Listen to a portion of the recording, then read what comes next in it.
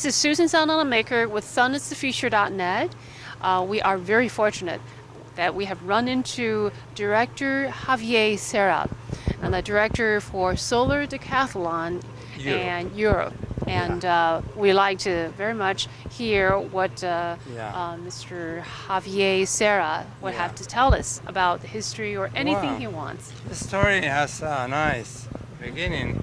The University of Madrid, Polytechnical University, was one of the teams that competed in America in 2005 and 2007 and 2009.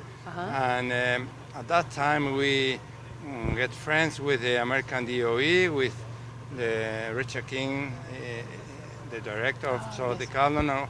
We wonder of the idea to bring this competition to Europe, because it was nonsense to bring homes from Germany or Spain to America to compete there.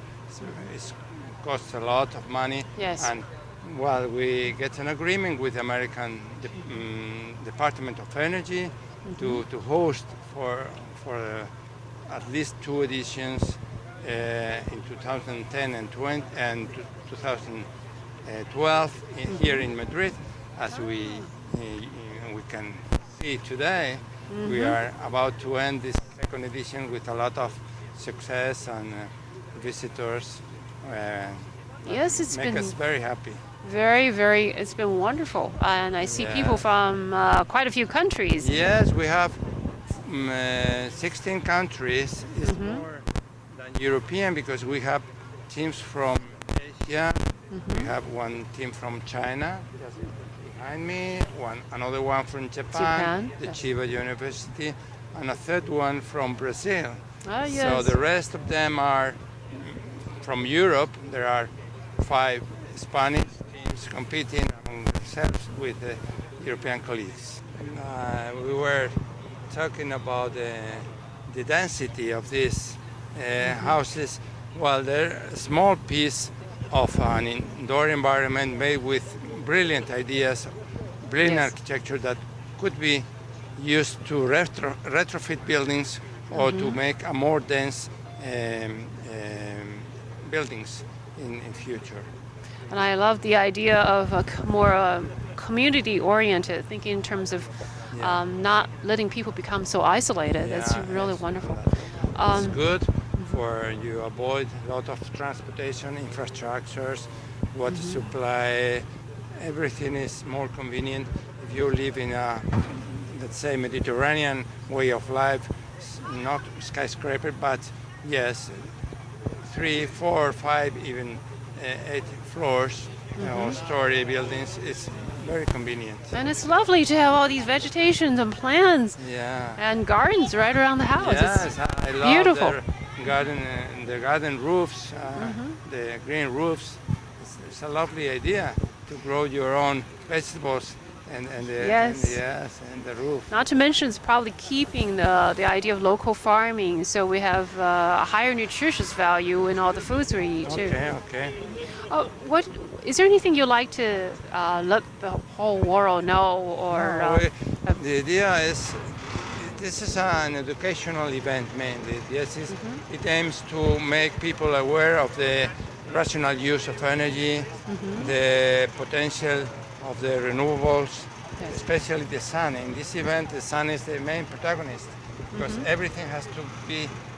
everything. Yeah, everything. Yes, everything living under the sun. Also, say a sort of smart grid, where houses can supply the surplus of electricity, or can take electricity from the local utility. Yes, being self-sufficient is really important. But being self-sufficient is a good idea. Yes, I think something that we all would like to be able to see for all over the world.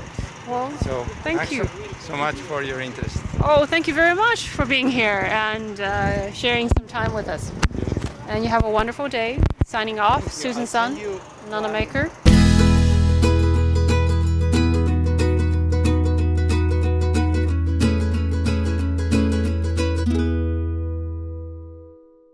This is Susan Sun Nunamaker with sunisthefuture.net, here in Vija Solar.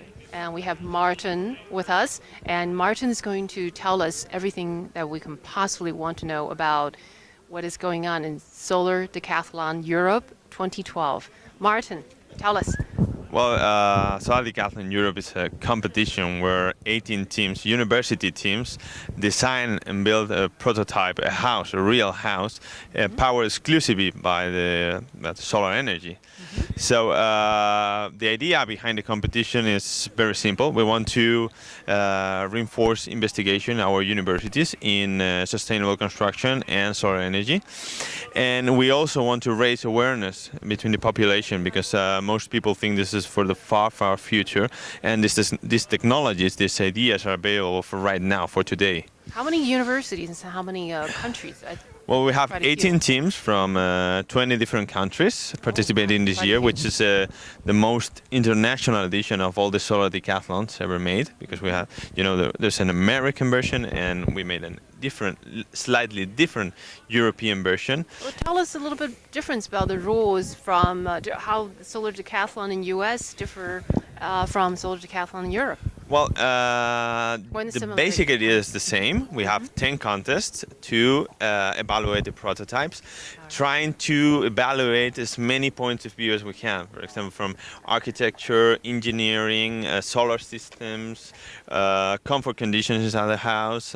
But we decided we wanted to implement a little bit more of a sustainability edge, just not to focus on production and have a little bit more of the conservative idea. Just it's better to reduce the consumption of the houses than to have a lot of production. Yes. So we have a sustainability contest, which is one of the main difference. 100 points of the competition comes from that specific award. And the idea is to have a jury, a sustainability jury, who can evaluate everything from using sustainable materials, using recycled materials, making a study about the life cycle of your whole house, how you reuse the water. And we think that's something the American version didn't cover. Yes, I understand the water conservation. A lot of teams were hoping that would be included last year in the US. And Yeah. Are you considering that? Well, we have water conservation, Oh, and we great. measure the intake and the outtake of the water. But the idea is we have a more weight in the juries than the Americans. They have like a 50-50 balance between the measurable contest, the one we use with monitoring, and the one by the juries. And we decided it was more important to assess about the ideas behind the project than the final performance. So we gave a lot more weight in the final points to the juries, and that's why we created this contest, this sustainability contest. So the Americans is 50-50. We are 64% of the points are given by juries, and the idea is what we are trying to do is that the ideas in these houses are more important than final performance. Yes, and I get a feeling there's quite a few, even such as that. We have honeycomb and a variety of the solar PVs, and also I consistently hear people wanting to make sure the solar thermal is to be included or Yeah. mentioned. We're So- trying to implement both. I mean, the idea is not to have a lot of production; it's to have more conservative, energy conservative prototypes. So yes, we implemented both PVs and solar thermal because we perform a life situation. They're supposed to be completely functional houses, ready for a family, a small family, maybe a couple to live inside. So we made a simulation where the teams have to perform normal daily tasks like doing 2 showers a day. They don't really shower. We just okay. measure. We just take a tank, a 50-liter tank, and drop the water inside. They have to put down 50 liters and at least at 45 degrees. Oh, That's our okay. idea of a shower. And if they get to the 50 liters and the 45 degrees, they get like all the points from the contest. We also make them put on a washing machine, wash some towels and dry them. We assess how much if the machine reaches the temperature.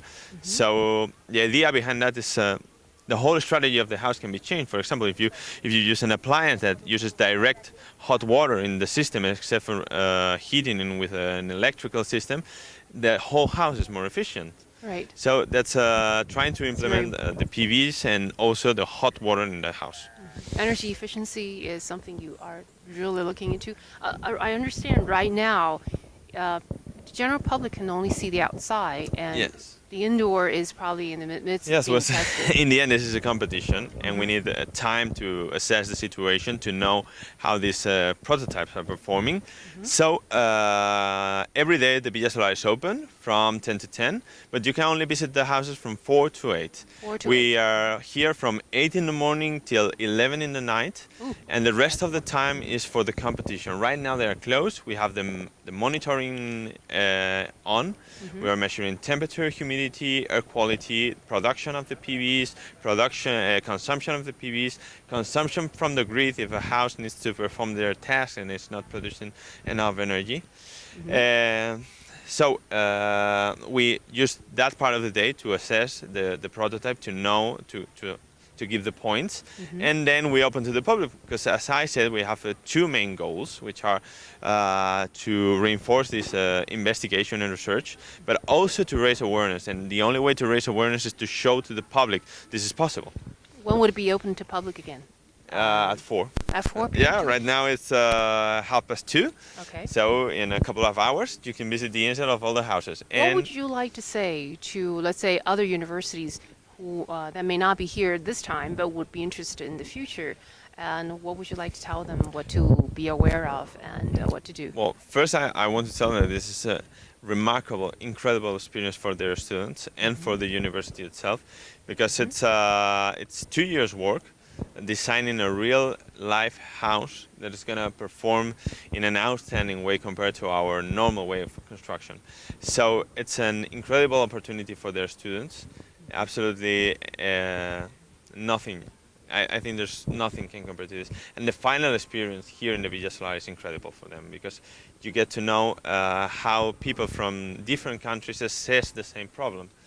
So if they want to participate, first study a lot the past editions, because we already have really incredible ideas. You think there's nothing new to say, and then a team comes along and completely changes the idea behind the Solar Decathlon. So I've seen even some floating houses this time, right? there was floating houses. There was the Canopia project, which is quite impressive, because the Solar Decathlon was designed to be small houses, and it says that's not right. Density is better for sustainability. So they designed a whole tower, and they only brought like the last story and the roof, Okay. I like was an wondering how they're example, going to do that. like an example. But since we have a lot of weight from the juries, they can assess the whole project. They can know about the whole tower they design, how they design it, and then test the prototype, which is just one story for one house and the roof of the whole tower. So, as I said, no one ever thought about that. No one said, maybe we can do a whole tower. It's more sustainable, because if we live closer to everybody, we need less transportation, less resources. Big machines for a lot of houses are more efficient and completely unbalanced this competition. They are really interesting project. Yes, as you said, it's some of the really, really unusual ideas that's implemented, very creative. We're looking forward to seeing that, and hopefully a lot of public would also be able to enjoy it later. And it goes on until the 30th, right? The 30th, so we've got about and we 2.5 will more declare the days. winner on the 29th. So Fantastic. there's still one day to visit the houses, knowing which one is the winner. All right. Well, thank you very much, Martin. Thank you to you And too. signing off, Susan Sun Nunamaker with sunsthefuture.net.